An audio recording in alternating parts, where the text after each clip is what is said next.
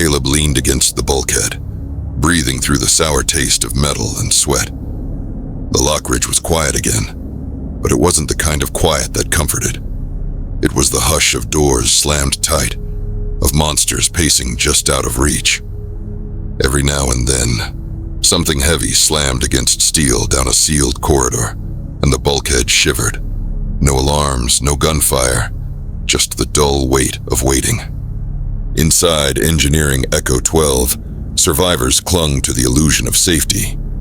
Wallace barked orders in a low voice, posting men at the hatch and stairwell, while the rest reloaded magazines and gulped down water in tight, nervous swallows. No one wanted to talk about Nolan, or the cook, or the guard pinned to the ceiling. Everyone had their ghosts and carried them in silence. Caleb crouched near the main console, but his eyes kept drifting to the walls. His ears picked up sounds he didn't want to admit, scratching like nails on the inside of a coffin, coming from behind the sealed vents. Something was still trying to get through. Harrison tapped at the controls, trying to reassure himself more than anyone else. Lockdown held, he muttered. Doors sealed, vents closed. Nothing in, nothing out. Then why do I still hear them? One of the guards asked. His voice shook, the rifle in his lap rattling against his knee. As if on cue, a scream echoed faintly through the pipes overhead. It carried for a few seconds before it cut off, sudden and sharp. Nobody moved. Nobody wanted to think about who it was. Caleb swallowed hard, staring at the deck under his boots. For hours now, he had felt it. A faint rhythm like the ship was still alive beneath him. The Lockidge was supposed to be dead, drifting, but something in his gut told him otherwise. He looked at Harrison. You feel it? Harrison raised his head, eyes bloodshot. Feel what? That. Caleb stomped once, just enough to let the vibration rise through their souls. It's moving. Subtle but steady. This ship's not drifting, it's being pushed. The engineer glanced away from the console. Engines are gone. We saw the conduits fried. I don't care, Caleb said. Something's still steering us. The survivors looked at one another uneasily. A loud bang rattled a door down the hall, claws scraping steel, as though the creatures outside were agreeing with him. Wallace stepped forward, his face hard. Are you saying we're under control? Caleb nodded once. Not by us. Harrison worked his jaw, then turned to the small navigation display that still flickered with minimal power. It showed a faint trace of their path since lockdown. He zoomed it out, and the thin line across the screen told the story clear enough. The ship wasn't weaving with the currents like it should. It was cutting a path, steady, deliberate. That's not random drift, Caleb muttered. That's a heading.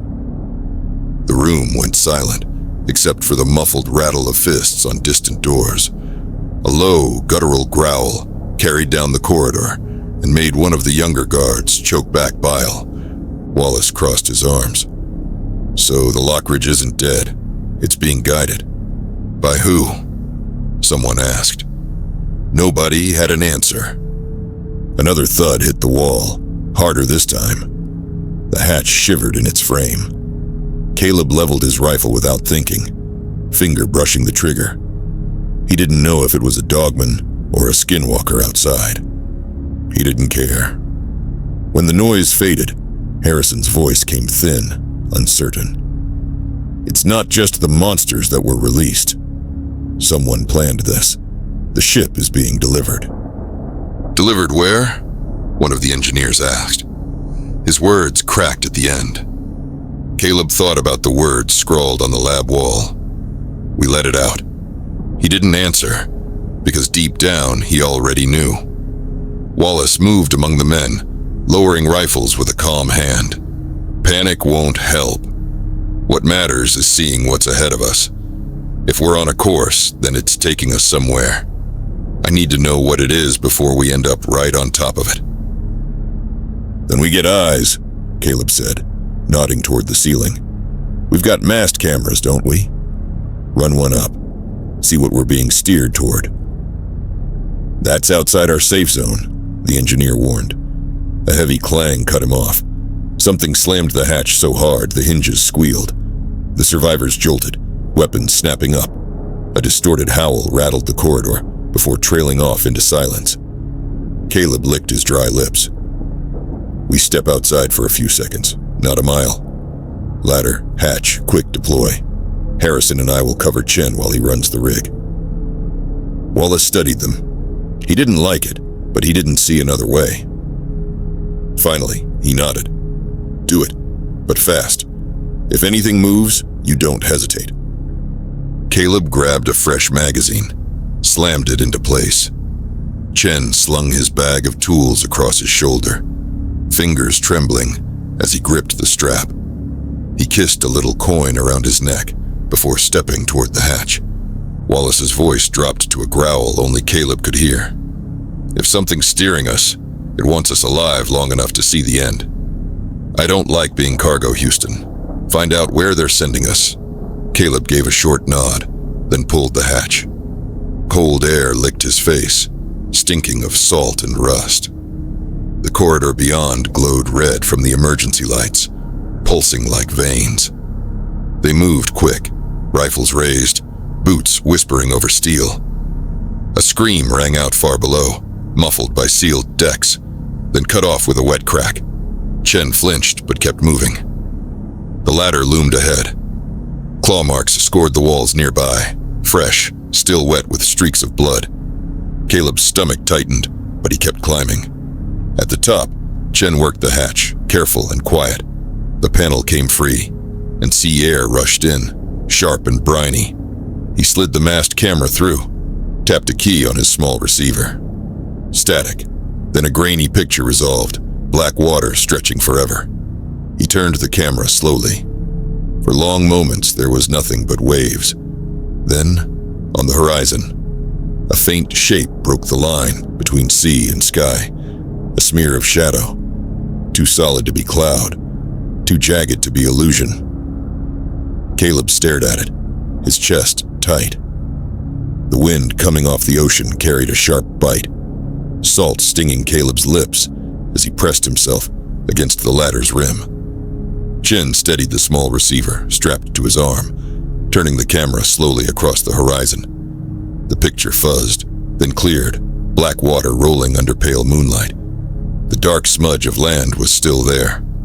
Closer now, less like cloud and more like jagged cliffs rising out of the sea. Caleb felt his throat tighten.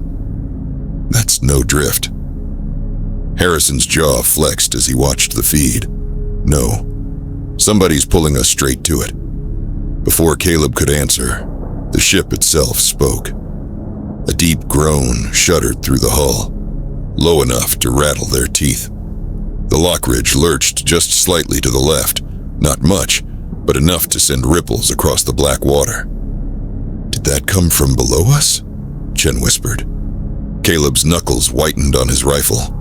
The groan came again, longer, like the sound of a mountain dragging across stone. And then something struck the underside of the ship. Not hard, not enough to damage, but a deliberate bump that carried up through the deck and into their bones. The receiver trembled in Chen's hands. Movement. Something's under us. Another shudder rolled the ladder. Far below, muffled through layers of steel, survivors in the corridor shouted. A faint chorus of bangs followed as cryptids slammed against sealed hatches, agitated by the vibrations. Caleb lowered his voice, though whispering felt useless against something that large. Get the camera down. Now Chen reeled it in, hands shaking. The feed went black, but the ship didn't stop groaning. Something was moving under them, huge, alive, keeping pace. They climbed down fast, rifles slung, boots ringing on metal. By the time they slipped back into Echo 12, the survivors were restless, eyes darting to the ceiling, like the thing outside might burst through. "What was it?" Wallace demanded. "Something in the water," Caleb said. His voice was steady, but his stomach wasn't. "Big. Big enough to rattle the whole ship, and it's following us." The words hit the room like a hammer. A few men cursed. One crossed himself. Another started pacing. Wallace cut them off. "Caleb, you think it's attacking?" "No," Caleb said. "If it wanted us dead, we'd be at the bottom by now. It's hurting us, same as the heading, same as the land we saw that only made the silence worse." From somewhere beyond the sealed doors, a dogman let out a roar that shook dust from the pipes. Another slammed claws against the steel, as if mocking them, as if it knew something bigger than both sides was moving beneath the waves. Wallace straightened, jaw set. "We're not cargo. We're not bait. Whatever's waiting on that island, we're going in with guns in our hands, not our heads bowed." The men nodded, though no one looked convinced. The next hour dragged like a noose tightening. The ship groaned again, and this time the sound came with a new vibration, a deep, slow thrum from under the hull. The survivors froze as a shadow passed beneath the narrow viewports. Too fast to make out fully, too massive to believe. Caleb caught just a glimpse, a pale ridge breaking the surface before sliding back under, water churning in its wake. The sight twisted his gut. Whatever it was, it dwarfed even the Lockidge. One of the younger guards snapped, "What the hell kind of thing lives out here?" No one answered. They pressed on, trying to distract themselves with routine checks. Wallace kept the guards rotating, 2 always at the hatch, 2 walking the perimeter. Every so often, screams echoed through the sealed corridors, sometimes human, sometimes not. A skinwalker mimicked a woman's laugh until one of the survivors broke down and fired 3 rounds into the door. The thing behind it laughed again, the sound garbled and wrong, but nothing terrified them like the water below. At one point, the Lockidge tilted again, sharp enough that crates shifted in the corners. The ship groaned as though something had rolled it with one shoulder. The survivors clung to the bulkheads, listening to steel strain, waiting for the deck to split. It didn't. The tilt evened out, and the water outside stilled. Caleb glanced at Wallace. "It's toying with us." Wallace's expression didn't change. "Then we don't play. We survive long enough to set foot on that rock and find out who's behind this." "Assuming we live to get off this ship," one of the engineers muttered. Caleb said nothing. He looked at the smear of land in his mind, the cliffs rising, the jungle swallowing everything behind them. He remembered the writing on the wall. We let it out. He wondered if the words didn't mean the cryptids at all. Maybe they meant this thing under the waves. The thought left him colder than the salt air ever could. That night, as the Lockidge crept closer to the island, the survivors lay awake in shifts. The sounds of cryptids battering at sealed doors never stopped, a constant reminder of what waited in the dark. But the worst came when the ocean itself spoke again. A rolling groan from below, followed by 3 deliberate knocks against the hull. Like a warning, or a promise. See, and nobody slept after that. The Lockidge crawled across the black water, pulled by a rhythm no man aboard controlled. Hours bled into each other, the survivors trapped in a silence broken only by claws raking at sealed hatches, and the groaning breath of the ocean below. Every thud on the hull reminded them the monster beneath hadn't left. It stayed with them, escorting them, pushing them closer to whatever waited beyond the horizon. By the time the faint gray of morning seeped through the narrow viewports, the island was no longer a smudge. It was a wall. Jagged cliffs rose straight from the sea, black stone streaked with white where waves crashed against them. Dense jungle loomed beyond, a mass of green that swallowed the slopes in shadow. Even in daylight, it looked unnatural, as if the trees themselves leaned inward, hiding something inside. Caleb stood with his hands braced on the railing, eyes locked on the land. The Lockidge shuddered again, not from waves, but from intention. The leviathan below nudged the ship one last time, sliding them into position just outside a narrow cove. "God help us," one of the guards whispered. The jungle answered with a cry that didn't belong to any bird. It was long and guttural, carrying across the water like a warning horn. Then another, deeper, joined it. The cliffs echoed until the whole cove seemed alive with sound. Wallace's face was stone. "Well, now we know it's not uninhabited." Caleb felt the hairs on his arms rise. Shapes moved among the treetops, too far to make out clearly. Branches bent under weight, but no leaves rustled. Then silence again, broken only by the endless crash of surf. Behind them, something slammed a bulkhead hard enough to bow the steel. The survivors jolted, rifles snapping up. A wet snarl bled through the cracks. The dogmen were still there, still hunting, sealed only by walls that had already proven they could fail. "Docking systems activating," Harrison said grimly. He pointed to the deck beneath their feet, where the vibration had shifted. A series of heavy clanks echoed up through the hull, as if anchors were dropping on their own. "We're not stopping this." "It's automated." The Lockidge began to ease forward, sliding into the cove like a coffin into a grave. Water frothed at the bow.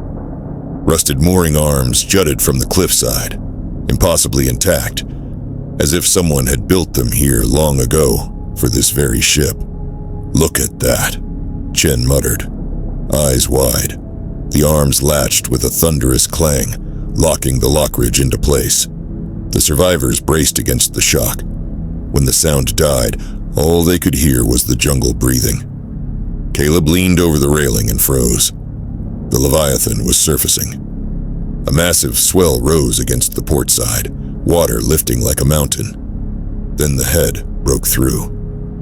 Pale gray flesh, scarred and barnacle-crusted, glistened under the pale sky. An eye the size of a floodlight rolled upward, luminous and ancient, staring directly at them. It didn't roar, it didn't strike. It only watched, breathing through gills that hissed with each exhale. Then, with a slow roll, it sank back beneath the surface, vanishing into the deep. Nobody spoke. Finally, Wallace's voice cracked the silence. "Whatever this place is, that thing just delivered us to it." A groan echoed down the corridor behind them. The dogman slammed the doors again, impatient now, claws screeching against steel. From another sector, a skinwalker screamed in a perfect imitation of Langley's voice. It begged for help, then cackled when no one answered. Caleb turned back to the island. His gut told him this was only the edge of the nightmare. The cliffs, the jungle, the unseen shapes moving through the trees. It was a cage without walls, waiting to swallow them whole. "Orders, Sergeant?" Harrison asked quietly. Wallace studied the island a long moment, then turned to his men. "We're not sitting here waiting to die. If this ship was meant to be delivered here, then whoever's behind it has a reason. Maybe answers, maybe a way out. We get a team ashore, scout, and find out what the hell we've been dragged into." The words hung in the air, heavy as the island itself. Caleb tightened his grip on his rifle. "And if we find nothing but more monsters?" Wallace's eyes were cold. "Then we make them bleed until they regret bringing us here." The survivors nodded, though fear gnawed at every one of them. Behind them, the ship groaned, the cryptids still battering at the doors. Ahead of them, the cliffs loomed, the jungle waiting. And somewhere below, the leviathan circled. Silent guardian or executioner, the Lockidge was no longer their prison. It was their delivery, and the island had just opened its arms. If you enjoyed this video, please don't forget to like and subscribe to Descent into the Unknown for more horror content. If you have any real cryptid encounters, or you're a horror writer wanting to share your stories, please feel free to email me in the description anytime.